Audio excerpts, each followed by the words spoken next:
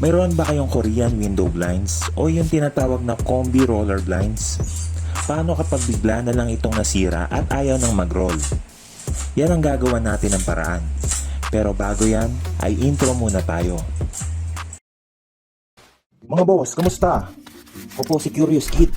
Welcome sa aking munting YouTube channel kung saan pwedeng kapulutan ng kaalaman ang pagiging mausisa. Tara, samahan niyo akong tuklasin ang mga bagay na di pa natin alam o naranasan. Kalat na rin ang video na to at napakalaking bagay sa akin ang inyong pag-subscribe. Simulan na natin. Makikita natin dito na sobrang tigas ng pulley at ayaw nang umangat ng blinds.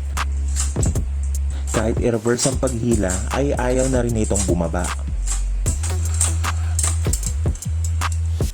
Tanggalin muna natin ito sa pagkakasabit at i-check kung ano nga ba ang problema.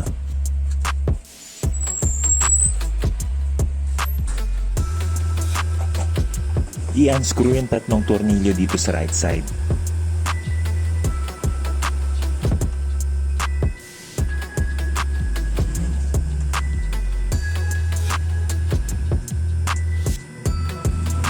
After nyan, isunod natin yung mga screws sa kabilang side.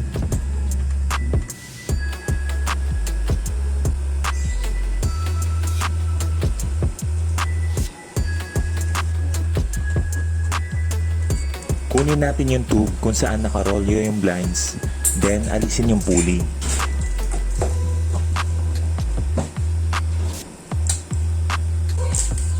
Hindi na nga umiikot tong plastic na nakakabit sa tube.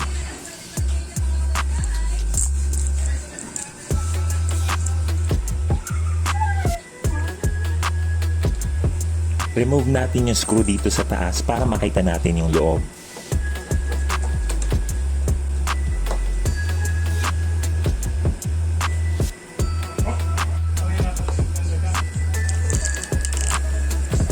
Pudpud na nga yung stopper dito kaya hindi na niya naiikot yung parang plastic top.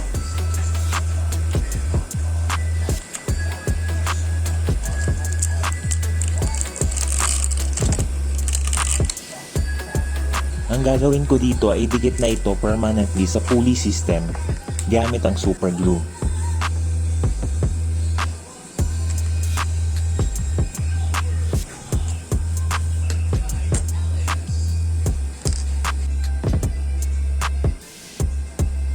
Lagyan lang natin ng super glue lahat ng contact. Then ibalik na natin yung screw sa taas.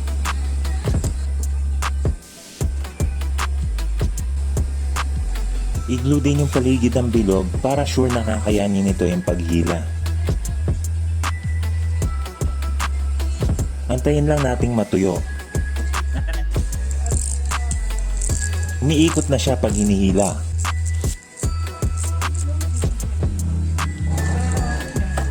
After nyan ay i-reassemble na natin yung mga kinalas natin kanina.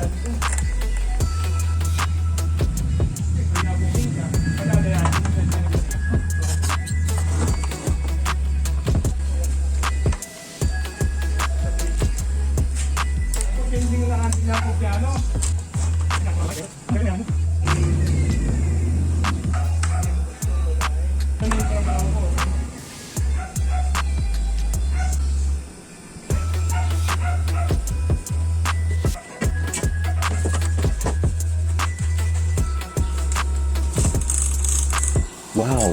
Gumagalaw! I-mount na natin sa bintana at subukang muli.